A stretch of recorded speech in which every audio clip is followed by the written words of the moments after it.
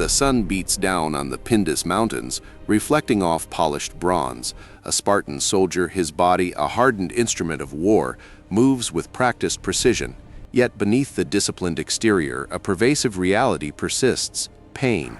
This was not the acute agony of battle alone, but the chronic ache of a body pushed to its absolute limits, day after day, year after year. For the Spartan, existence was a constant engagement with physical stress.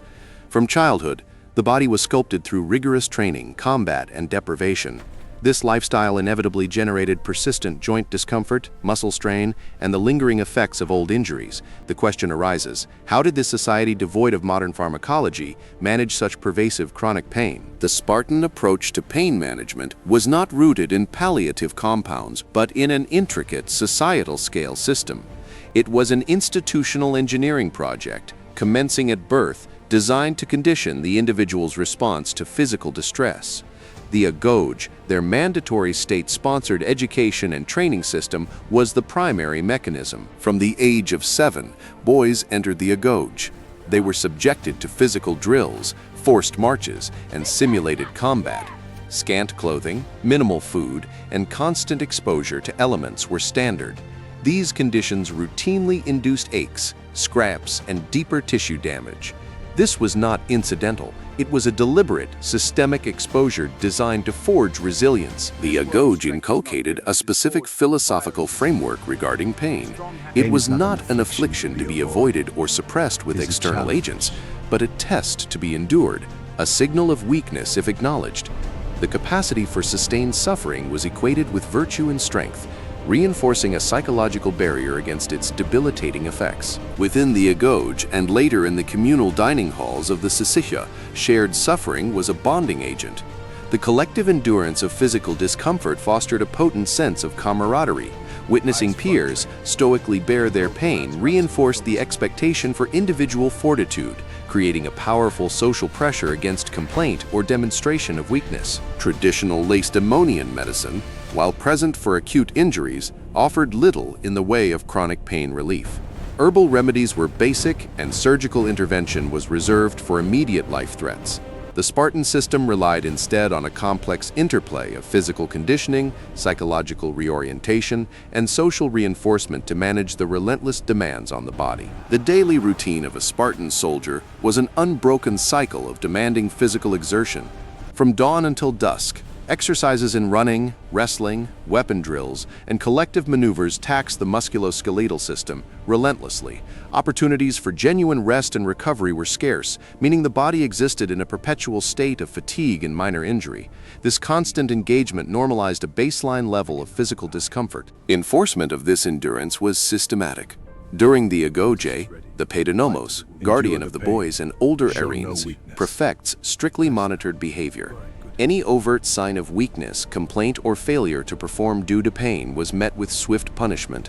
This created a powerful disincentive to acknowledge pain, driving it inward and reinforcing self-mastery over physical sensation. The Spartan concept of eukosmia, or good order and discipline, extended to the internal landscape of the individual.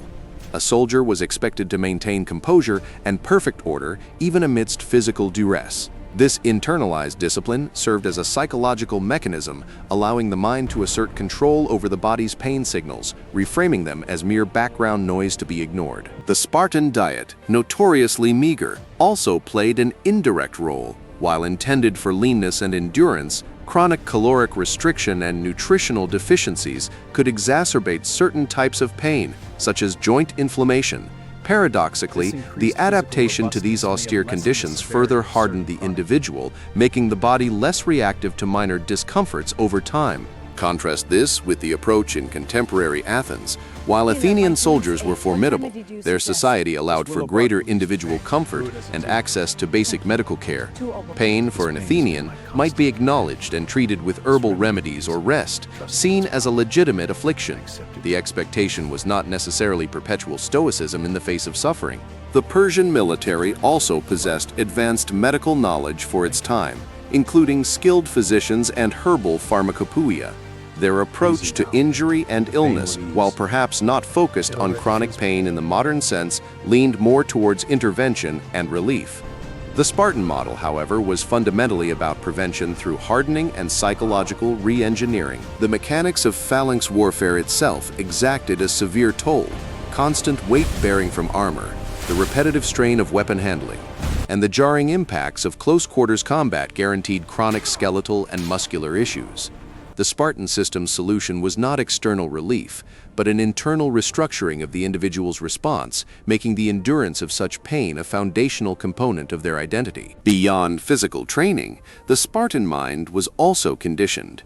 Mental resilience, often termed frontis, forethought or consideration, was paramount. Pain was not simply ignored, it was actively reframed. It became a measure of one's own internal strength, a crucible for the will. This cognitive restructuring was a potent, non-pharmacological analgesic. The relentless schedule included minimal periods for uninterrupted sleep. Constant vigilance, even in garrison, meant broken rest. Chronic sleep deprivation, while detrimental to overall health, can also alter pain perception, often paradoxically reducing the subjective experience of pain in the short term, albeit at a cost to cognitive function. The syssitia, communal dining groups, were more than just meal times. They were extensions of military life. Here, veteran soldiers, hardened by decades of service, sat together. While overt discussions of pain were uncommon, the shared silence, the knowing glances, and the collective endurance reinforced the unwritten code. Pain was part of the Spartan fabric, to be borne internally. The physical environment of Laconia, rugged and demanding, further contributed to this hardening. Campaigning through mountainous terrain, enduring harsh winters and scorching summers, exposed the body to extremes. This constant environmental stress desensitized the physical system, making the aches of daily life less pronounced against a backdrop of greater discomfort. The drive for arete, excellence and virtue, and kleos, glory, provided a powerful psychological override. The pursuit of these ideals in battle and training transcended physical discomfort. The potential for everlasting glory in death or supreme honor in victory offered a powerful distraction from and a compelling reason to endure chronic pain. Over time, the human body adapted. Repeated exposure to physical stress, though causing micro-injuries, also led to physiological changes. Bones became denser, connective tissues stronger, and muscles more efficient. This increased physical robustness may have, to some extent, lessened the severity of certain chronic pains, though it could not eliminate them entirely. However, this rigid pain-ignoring system also carried inherent weaknesses. The constant suppression of pain signals could mask serious injuries, preventing timely intervention. The long-term degradation of joints and tissues due to lack of rest and treatment contributed to a diminished combat lifespan for many, a silent cost of their indomitable spirit. The long-term effects of this system were profound. Many Spartan veterans, having survived years of campaigning, would have faced severe osteoarthritis, chronic back pain, and diminished mobility in their later years. The absence of effective treatment meant these conditions were simply accepted as an unavoidable consequence of their life's calling, silently endured. The very rigidity that made the Spartan system effective in cultivating stoicism also rendered it inflexible. As the Peloponnesian War prolonged, the constant attrition and injuries took an unrecoverable toll. The pool of full citizens, the homoioi, began to shrink, partly due to battle losses but also exacerbated by the long-term physical breakdown of its members. The lack of emphasis on individual medical care meant that preventable conditions or treatable injuries could escalate into permanent disabilities. A soldier might be discarded from active duty not by enemy action, but by the cumulative, untreated damage inflicted by his own training and service. This was a critical flaw in the otherwise meticulously designed system. The cultural indoctrination was so deep that even when facing debilitating pain, a Spartan was expected to project an image of unyielding strength. This social contract, while powerful for cohesion, ultimately discouraged any innovation in physical therapy or medical science that might have alleviated suffering and extended the effective service life of its warriors. As the Spartan state faced external threats and internal social changes, the demographic decline became acute. The system that forged such physically resilient, pain-enduring individuals also paradoxically shortened their military utility. The physical costs were immense. directly impacting the capacity to maintain their citizen army over centuries. The economic impact of chronic pain was subtle but significant. Disabled veterans, while honored, often required care or reduced workloads. This placed an additional burden on a society already struggling with a declining helot population and land distribution issues. The human cost of the pain management system extended beyond the individual to the state itself. Ultimately, the Spartan solution to chronic pain was not a medical one, but a socio-psychological feat of engineering. They did not eliminate pain, they redefined it. It ceased to be an obstacle and became an integral, expected component of their identity. The body might betray them, but the will was trained to never acknowledge it. The Spartan system, while masterful in its cultivation of discipline and resilience, ultimately created a paradox. By prioritizing collective stoicism over individual well-being, it fostered a population of hardened warriors whose physical longevity and capacity for recovery were continually compromised. The absence of an alternative approach to chronic pain became a silent internal enemy. The focus on mental fortitude as the primary pain management tool, while effective for short-term combat, was unsustainable for a lifetime of chronic physical distress. The body's mechanical limits were constantly tested, yet the institutional logic offered no mechanism for repair or relief, only further endurance. This contributed to the slow erosion of their military strength. The stark Lacedaemonian landscape, reflecting the Spartan ethos, bore witness to generations of soldiers whose lives were defined by a relentless embrace of hardship.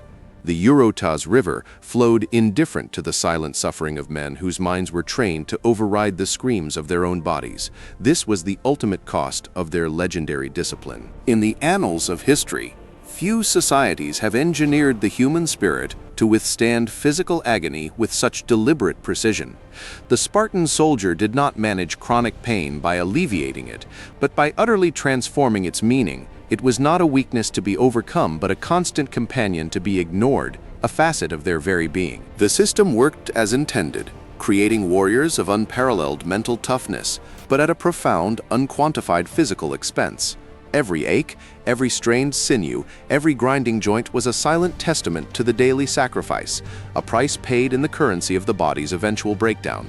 This was the dark core of their enduring strength. The legacy of Sparta is not just one of martial prowess, but of a complete societal re-engineering of human physiology and psychology.